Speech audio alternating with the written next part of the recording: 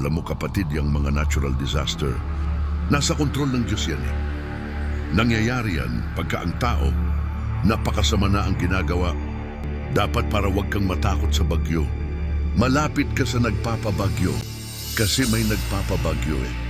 Ganito ang nakasulat sa 25:32. Ganito ang sabi ng Panginoon ng mga hukbo. Narito kasamaan ay mangyayari sa bansa at malakas na bagyo ay ibabangon mula sa hulihang bahagi ng lupa at ang mapapatay ng Panginoon sa araw na yaoy. Magiging mula sa isang dulo ng lupa hanggang sa kabilang dulo ng lupa. Sila'y hindi natataguyan o dadamputin man o ililibing man. Sila'y magiging dumi sa ibabaw ng lupa. Tingnan mo kapatid, ang bagyo ay nanggagaling sa Diyos yan eh. Yung tidal wave nanggagaling sa Diyos yun. Basahin natin ang Amos. Siya na gumawa ng kanyang mga silid sa langit at kumata ng kanyang balantok sa lupa. Siya na tumatawag ng tubig sa dagat at ibinubugso sa ibabaw ng lupa. Panginoon ang kanyang pangalan.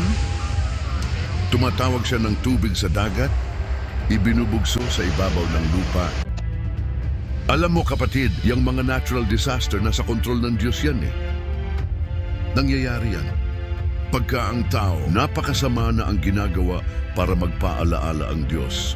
Nagpapasapit siya ng natural disaster sa tao.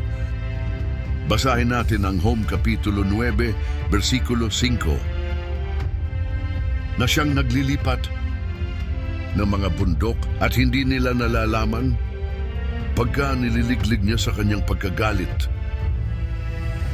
Na siyang umuuga ng lupa sa kanyang kinaroroonan at ang mga haligi nito ay nangayayanig. Siya rin ang nagpapalindol inuuga niya ang lupa. Dahil nagagalit siya, pagka nakakita ka ng lindol sa isang lugar malakas, ay nagpapakita ng galit ang Diyos. Ganon din yung bagyo. Ganon din yung tidal wave. Para wag kang matakot, dapat lumapit ka sa Diyos. Iingatan ka niya sa gitna ng mga yan. Kasi paalala yan ng Diyos. Para ang tao magbalik loob sa Kanya. Hindi lang natin naintindihan yung mga natural disaster na nangyayari. Bunga yan ng sobra ng kasamaan ng tao. Di na kumikilala sa Diyos. Marami nang ayaw man lang na manalangin sa Diyos. Sumasama ng masyado ang tao. Ang ginagawa ng Diyos, nagpapasapit ng mga ganyan. Para maalala siya ng mga tao. Tingnan mo pag lumilindol, marahil nananalangin. Kaya nga nung bumagyo yung sa Bisaya, tingnan mo yung mga puno. Puno ng niyog. Nung dumating na yung malakas na hangin at tidal wave, nabubunot yung mga puno ng niyog, meron isang tao na mananampalataya. Nadatnan dun sa may malapit sa dagat, wala na siyang makakapitan. Kumapit siya puno ng papaya. Yung mga niyog natanggal yung puno na dala ng alon.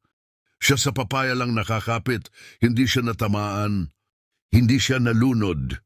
Kaya ang masasabi ko para wag kang matakot sa bagyo, lumagay ka sa tabi nung nagpapabagyo at magtiwala. Mas mabuti yung meron kang kasamang Diyos sa buhay. Hindi ka niya pababayaan. Sabi ng Diyos, hindi kita pababayaan, hindi kita iiwanan. Iba na yung meron kang kasamang Diyos sa buhay.